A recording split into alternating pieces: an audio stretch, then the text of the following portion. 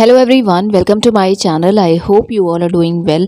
सो आज के इस वीडियो में हम बात करेंगे आईसर मोहाली की, Indian institute of science education and research Mohali. इनकी तरफ से भी इनवाइट किए गए हैं एप्लीकेशंस फॉर पीएचडी एंड उसी को हम इस वीडियो में डिस्कस करेंगे।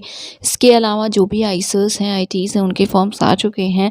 आईसर्स के तो आई थिंक तिरुपति, तिरुवनंतपुरम जितने भी हैं शायद सबके ही एक्टिव हैं एंड बाकी आईआईटीज़ में भी कुछ बचे हुए हैं, पर मोर देन 50% आईआईटीज़ के फॉर्म्स आ चुके हैं। कुछ एनआईटीज़ की भी अपडेट है। होपफुली हम जल्दी वीडियोस देखेंगे, बट एज मैंने लास्ट वीडियो में भी आपको बोला था कि जिस भी इंस्टीट्यूट में इंटरेस्ट हो एक बार उसकी वेबसाइट विजिट करके ज़रूर देख लीजिएगा। सो देखिए, सबसे पहले aisermohali.ac.in इस वेबसाइट पे आपको विज़िट करना होगा। स्क्रॉल करने के बाद यहाँ न्यूज़ एंड अनाउंसमेंट का सेक्शन है ना, तो इसी में आप स्क्रॉल करेंगे तो आपको पीएचडी का नोटिफिकेशन मिलेगा। न्यू ऑप्शन दिख रहा है, एडमिशन्स टू पीएचडी प्रोग्राम, तो इसी पे क्लिक करेंगे तो नेक्स्ट पोर्टल होगा जिसमें कि सारी इन्फॉर्मेशंस मिलेंगी। So admissions to PhD program January 2023, biological sciences, chemical sciences, physical, mathematical, earth and environmental sciences के साथ एचएसएस भी है। ओके, कुछ इंटरडिसिप्लिनरी एरियाज़ भी हैं एंड बाकी आपको पता है आईसर्स में पीएमआरएफ भी मिलता है, दैट इज़ आप एलिजिबल होंगे। इसके अलावा क्राइटेरिया की बात करें तो मास्टर्स डिग्री तो अकॉर्डिंगली जैसे जिस भी आप पे डिपेंड करता है आपकी क्वालिफाइंग डिग्री क्या है। ये प्रॉपर मतलब जनरली लिखा हुआ है कि अगर मास्टर्स डिग्री है तो भी अप्लाई कर सकते हैं, डायरेक्टली बीटेक के बाद भी अप्लाई कर सकते हैं, एमबीबीएस या एमटेक है तो आप अप्लाई कर सकते हैं। अच्छा एकेडमिक रिकॉर्ड मेंशन किया गया है तो एटलीस्ट हाई सेकेंड क्लास होना चाहिए, तो ऑब्वियसली शॉर्टलिस्ट किया जाता है तो 60% या 55% से ज़्यादा मार्क्स होगा तभी शॉर्टलिस्ट किया जाएगा। बट अगर उससे कम में भी हो जाए तो I am not sure, because criteria हमने डिस्कस नहीं किया एज ऑफ नाउ। नेक्स्ट है एंड शुड बी CSIR और UGC JRF, तो इसमें एंड लिखा है तो ये अभी तक तो यही लग रहा है कि मैंडेटरी है, तो CSIR या UGC JRF हो। Okay, let me zoom it. So yes, इसके अलावा या तो ICMR हो, DBT JRF, DBT बिंग, DST इंस्पायर फेलो या NBHM क्वालिफाइड है तो आप सभी एलिजिबल होंगे अप्लाई करने के लिए, राइट। बाकी एडिशनल डिटेल्स वेबसाइट पे देख सकते हैं आप ना। डिपार्टमेंट वाइज क्राइटेरिया की बात करें तो बायोलॉजिकल साइंसेस के लिए मास्टर्स डिग्री या बाकी सारी डिग्रीज वही है या इन्फॉर्म किया हो आपने अच्छे एकेडमिक रिकॉर्ड एटलीस्ट 60% लिखा है तो मिनिमम 60% है तो आप एलिजिबल होंगे।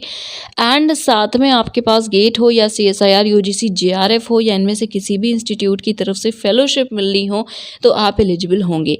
केमिकल साइंसेस की बात करें तो मास्टर्स डिग्री या इनमें से कोई भी कोर्स आपने किया हुआ है सो केमिकल साइंस, फिजिकल या बायो केमिकल साइंसेस में, तो आप इसके अलावा बायोटेक या नैनो में भी या और कोई रेलिवेंट सब्जेक्ट में अच्छे एकेडमिक रिकॉर्ड एटलीस्ट 60% है या इसमें भी वैसे हाई सेकेंड लिखा हुआ है तो आप एक बार इसको देख सकते हैं तो आप एलिजिबल हैं। साथ में इनमें से कोई और क्राइटेरिया भी आपको फुलफिल करना होगा। ओके, बाकी रिसर्च इंटरेस्ट जो है उसी के बेसिस पे आपको लैब एंड गाइड वगैरह साइन किए जाएंगे। Okay, and one more thing, इसमें लिखा भी हुआ है कि जो भी कैंडिडेट्स सेलेक्ट होंगे या जो भी इंफॉर्मेशन आपको ईमेल के थ्रू मिलेगी तो उसे चेक करते रहिएगा।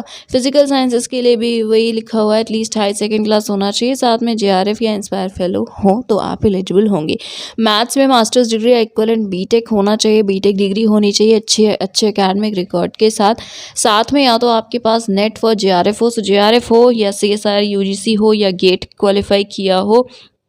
एंड लिखा है सभी टेस्ट वैलिड भी होने चाहिए 1 जनवरी को के, तो नेक्स्ट ईयर भी वैलिड हो। बाकी NBHM भी क्वालिफाई किया है वैलिड फेलोशिप के साथ तो आप एलिजिबल हैं। सो फेलोशिप मस्ट है। Then earth and environmental sciences है, इसमें MSc एमटेक डिग्री है, फर्स्ट क्लास एकेडमिक रहा, एकेडमिक्स में आपको थ्रू आउट फर्स्ट क्लास मिले हो तो आप एलिजिबल होंगे अप्लाई करने के लिए। एंड इनमें से किसी भी सब्जेक्ट में अगर मास्टर्स किया है तो आप एलिजिबल हैं, राइट। साथ में valid national level qualify exam qualify किया हो तो इसमें सिर्फ नेट भी LS भी दिया हुआ है, कंफर्म कर लीजिएगा। बट आई थिंक अगर सिर्फ LS भी क्वालिफाइड है तो भी आप एलिजिबल होंगे। नेक्स्ट यहाँ पे गेट भी है, यहाँ पे that is earth and environmental sciences में अप्लाई करने के लिए आपको SOP भी सबमिट करना है। फॉर्मेट आप SOP टेम्पलेट से देख सकते हैं, अभी ओपन हम करेंगे। 600 पेजेस तक का होना चाहिए एंड आपको इस email ID पे भेज देना है। वेट, यस, तो ये है email ID. It is sorry phdees@icermohali.ac.in।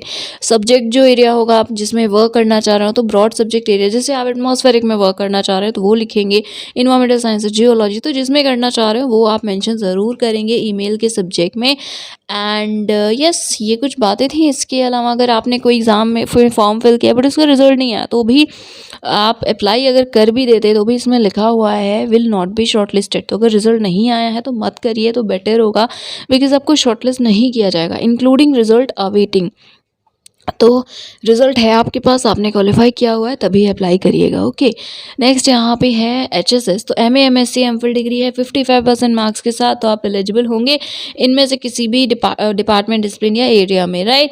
यहाँ पे भी आपको स्टेटमेंट, यहाँ पे SOP नहीं भेजना, यहाँ पे ओके वैसे वही है, बात है, बट स्टिल स्टेटमेंट होगा प्रपोज रिसर्च का। तो इसमें रिसर्च जो आप करना चाहते हैं उसके बारे में फोकस करिएगा। एंड बाकी SOP ही है यहाँ पे भी, ठीक है। इस ईमेल आईडी पे भेजना है, it is hssicermohali@gmail.com। Broad subject area जैसे हिस्ट्री में वर्क करना है, लिटरेचर में, इकोनॉमिक्स में, तो वो मेंशन कर दीजिएगा। एंड ये जो ईमेल आईडीज़ आपने दोनों देखी तो ये सिर्फ SOP एंड प्रपोज रिसर्च के लिए है, ठीक है, अलग अलग। तो पहले EVS के लिए थी, देन HSS के लिए। एंड इसके अलावा आपके पास नेट या JRF क्वालिफिकेशन भी होनी चाहिए एप्लीकेशन करते टाइम, राइट। नेक्स्ट फेलोशिप है, सो PMRF यहाँ पे एलिजिबल होंगे PMRF के लिए आप। एंड जो भी कैंडिडेट्स क्राइटेरिया के हैं बट उन्होंने नेशनल लेवल टेस्ट क्वालिफाई नहीं किया है जो लिखा हुआ है, बट गेट या नेट LS या ऐसा कोई और एग्ज़ाम है जो आपने क्वालिफाई किया हुआ है तो आप एलिजिबल होंगे इंस्टीट्यूट। ओके, सो देखिए, अगर आप किसी कैटेगरी के हैं, SC ST PD OBC EWS या OBC NCL या EWS, तो बट अगर आपके पास JRF नहीं है, सिर्फ नेट LS क्वालिफाइड है या सिर्फ गेट क्वालिफाइड है बट JRF नहीं है, तो ये आपके लिए आई थिंक ये बहुत अच्छी चीज़ है, अगर आप चाहें तो देख लीजिएगा। बेसिकली फेलोशिप नहीं है तो भी आप एलिजिबल हैं, अप्लाई कर सकते हैं, आपको कंसीडर किया जाएगा अगर आप सेलेक्ट होते हैं फॉर इंस्टीट्यूट फेलोशिप, जो कि उतनी ही होती है 31,000। ओके, सो यस, आपको इनकरेज भी किया गया है, तो देख लीजिएगा, आप अप्लाई कर सकते हैं।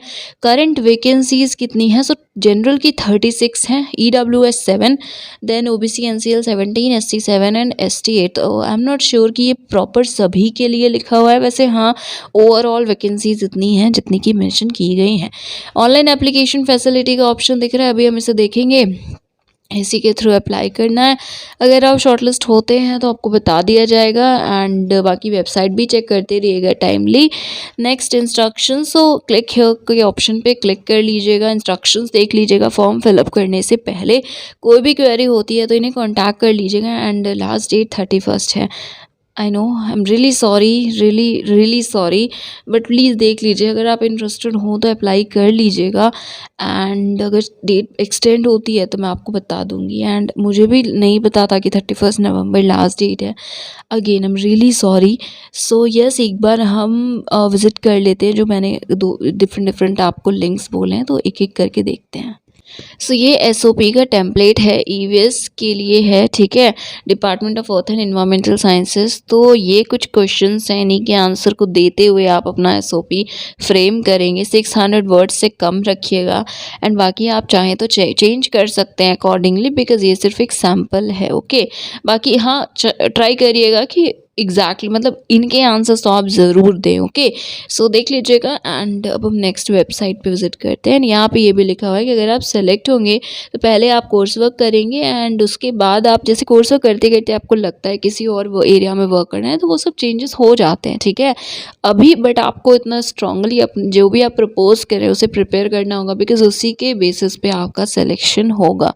ओके, सो यस, अब हम देखते हैं नेक्स्ट पेज आई थिंक।